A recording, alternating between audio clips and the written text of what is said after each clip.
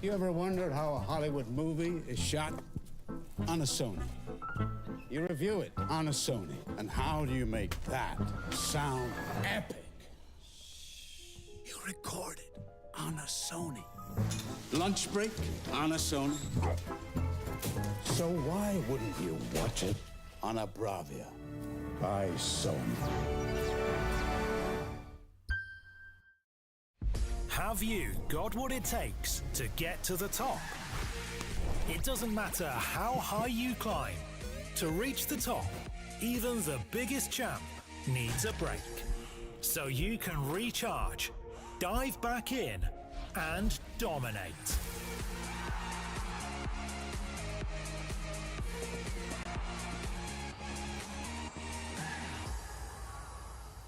Have a break. Have a Kit Kat.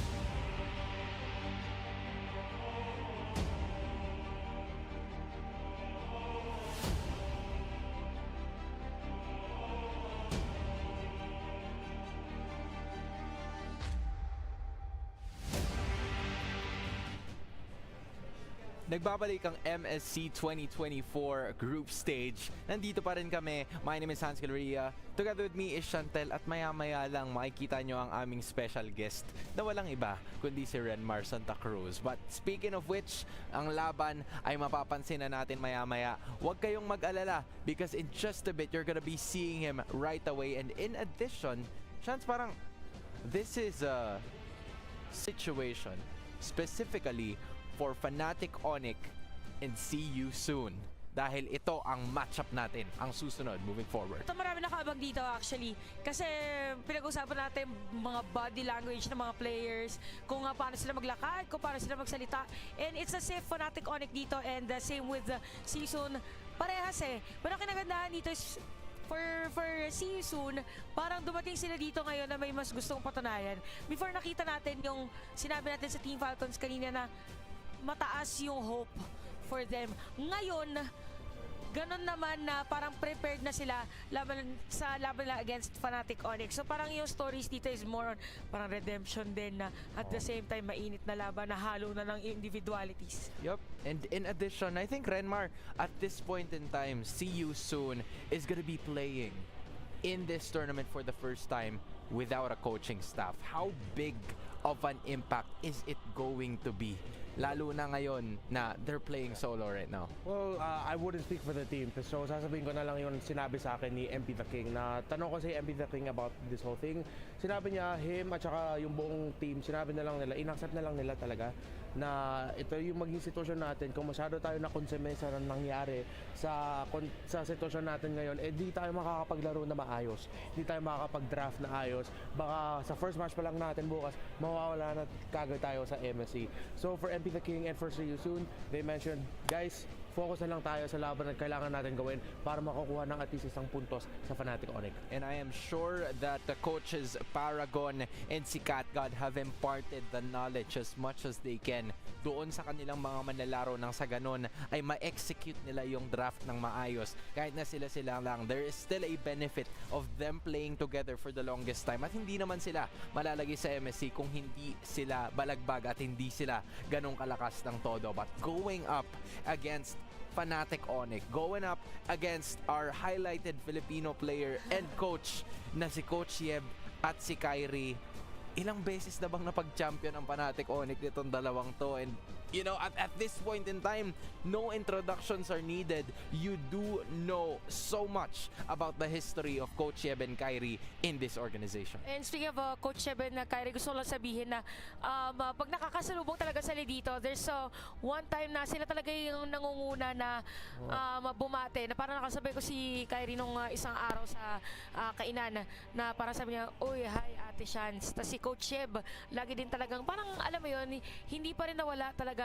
Well, hindi naman matatanggal na may dugong Pinoy talaga sila. Pero gusto lang sabihin is sila pa rin yung minahal natin na Kyrie and Coach Yeb before. Kaya na rin ganun kalaki din yung tiwala ng mga teammates nila. Nakasabay ko din pala yung ONIC sa elevator. Tapos nagulat si Kiboy na nasa loob ako ng elevator kasi ginulat niya yung teammates niya na parang bigla siya, Tapos nakita niya may ibang tao, tapos parang nahiya na lang siya. So ganun pa rin yung character ng isang Kiboy. Kasi diba parang usually nakikita natin siya as someone na seryoso, game time, parang maangas. May ganun pala siyang side. Yeah, ako rin nakasama ko nga rin kanina si Coach Adi at saka si Kyrie sa elevator. Sinabi sa akin ni Kyrie, "Good morning po." Kasi busy rin ako sa cellphone, tapos may mga siya ginagawa. So yun lang sinabi niya sa akin. Ano, parang ang swerte niyo naman at nakakasabay niyo yung mga parang ako, ba't laging mag-isa ako sa elevator? Kung hindi ako mag-isa sa elevator, kayo yung kasama ko. Hindi naman sa pero thankful ako nakasama ko kayo. Pero syempre, di ba? Si Kyrie o si Hindi naman Si Kyrie tsaka si Coach Yeb. Hindi naman sa ganun. Kayo naman. Grabe naman. Hindi na kita sinamahan kanina eh. Medyo. But anyway guys, enough about us because this is a major matchup na posible nating makita. See you soon. They're currently winless as we speak, 0-2, and we don't have a lot of information about them just yet. Dito sa MSC, only yung kanilang MPLKH Season 6 na victory. And with that, kita mo yung angas na meron itong team na to, and they might get a chance to prove themselves against one of the strong teams ng tournament na to this year. Parang ang pinakakailangan nila dito is talaga ma-activate din si MP the King dun sa kanyang ng kanyang mga teammates. And if you're up against ONIC, kasi ang pinaka magiging struggle mo dito is what kind of plan do we use para ma-penetrate yung, kasi ngayon na dati parang lagi na-highlight is si Kyrie, parang ganyan, lagi siya. Pero lately kasi si Chewe talaga nagpapakitang gilas sa goal lane, and even Lutpi, yung bago na XP lane, sobrang strong na kanyang presence sa ONIC. Yeah, the difference kasi kung hindi pa kayo masyado nakapanood ng mga ONIC, FNATIC ONIC games ng MPL Indonesia pagkatapos ng M5. So, for a lot of people, si Boots talaga yung naging underwhelming performer pa for ONIC. Even though hindi naman sama-sama, magaling pa rin si Boots. Kumpara lang sa mga ibang miyembro ng ONIC, siya yung medyo naging standout na medyo nagkulang. Si Lutpi naman kasi, nag-fill in siya yung isa sa mga kailangan ng FNATIC ONIC, which is an EXP laner na mas katulad nila Sanford, mas katulad nila Ding. Yung ganun na playstyle na Nats. Yung agresibo, yung kaya gumawa ng sariling plays, magugulat ka sa kung saan siya nakapwesto. Ganun maglaro kasi si Lutpi. Pero sinabi rin naman talaga ni Lutpi na grabe yung gratitude niya kay Boots kasi ang dami niyang natuto kay Boots. Parang pinasa ni Boots yung pagka-cautious niya, parang ganun. Oh, pinasa yung corona, yung torch na lang, pinasa yung torch. Yung meme ni Pia Wurtzbach na nandun naka-corona siya ng ganyan. Tapos, sorry. May corona lang tayo ngayon, feeling ko sinimulate niya na kasi lalapit na siya sa atin. And by the way, si Lutpi ang pinakabata sa team nila. And it gives me an insight kasi si Lutpi galing siya ng kanilang MDL team, and this FNATIC ONIC squad hasn't changed their lineup in quite a long time. Parang ang hirap dumagdag sa isang team na parang puro god kayo puro sobrang lupit nyo na mga players, and then there's Lutpi. But this time around, speaking of the Sky Kings, they are on your screens and they are ready to take control of the situation, going up against See You Soon, and technically one of the best teams that there is in Malaysia. MP the King and Soul would love to show what they can do against one of the stronger teams ng ating region. Cambodian Kings, baby. Cambodian Kings. See you soon. And for season dito, parang, alam mo yun, ang kinagandahan din dito is, nakikita ko na din that they're very thankful din sa kanilang mga supporters. Minsan ang isa sa mga nagpapalakas sa isang rehiyon ay alam nila na yung buong bansa ay nakasuporta sa kanila kasi lahat naman ng mga teams natin dito is naglalaro not just for themselves but for their countrymen that believes na kaya nila. Grabe tumataas yung balahibo ko sinasabi yun kasi minsan nagbabayas tayo din sa panel pero gano'n naman lagi. At the end of the day, parang nandito tayo to celebrate the stories of these players. See you soon right now. Back-to-back MPL Cambodia champions. FNATIC ONIC back-to-back. Baka. Baka. Apat lang. Hindi, baka na to. Sa next season. Sa next season. Okay. I see that attention and I love the idea. Kasi posibleng yun nga yung makita natin. But again, we're going back to see you soon on this matchup. We've highlighted itong si MP the King, Kyrie, and Coach Yeb. But there's also the local players. There's also si Boxy. There's also si RESTREAM, one of the more aggressive duos that we have in this See You Soon squad that can't wait to see. Hindi na sila makapaghintay na kaipakita kung anong kaya nilang gawin. Tanda ko yung parang M3, talagang nung sinabi nila sila Boxy, sila RESTREAM, parang sila din yung parang lagi nating, hindi pala parang talagang pinag-usapan na natin sila nung during M3 kasi sobrang kita mo kung ano pa yung kaya nilang gawin. Kasi kahit sa atin naman, parang meron tayong observation na, alam mo, ang ganda ng ginagawa nito. Kahit sabihin natin yon, meron mga instances na hindi yun yung outcome na gusto nilang mangyari. Pero ibig sabihin, kailangan lang puliduhin yung paano sila maglaro. And feeling ko, isa sa nagpapulido nun is yung pagsali na rin or pagiging parte ni MP the King dun sa team nila.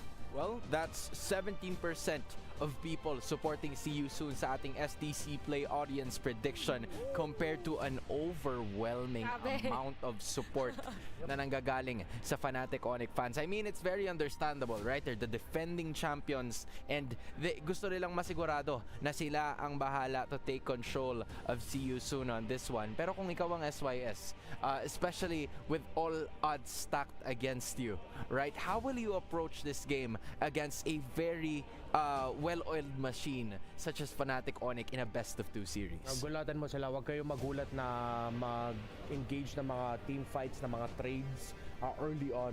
As early as minute 1, dapat ipakita dito ng See You Soon, hindi kayo makakaikot na EFAS lang. Gi-invade kami, magpo-poke kami, ipapauwi namin si Kiboy, ipapauwi namin si Sans.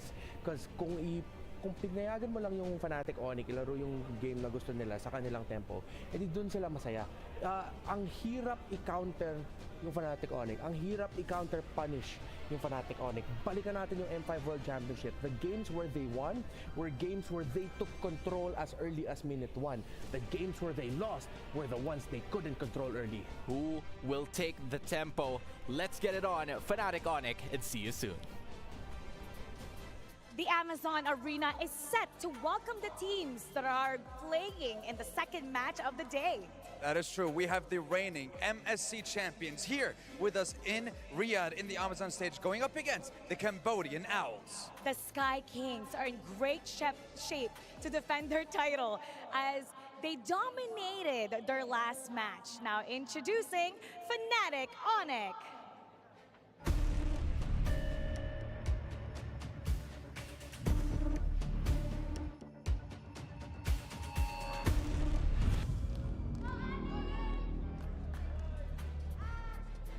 The 4-time consecutive back-to-back champions of MPL Indonesia are looking to punch their ticket to the knockout stage by sweeping their opponents in their next game. Now, if you notice the last game, it was very dominant. CW for their opening, well, he did a savage using his Beatrix. The question is, can CW lead his team once again this series? If not, then maybe the 3-time champion of MPL Cambodia can maybe get the chance to soar higher than the Sky Kings themselves here on this stage. Ladies and gentlemen, Sooners all around, welcome! See you soon!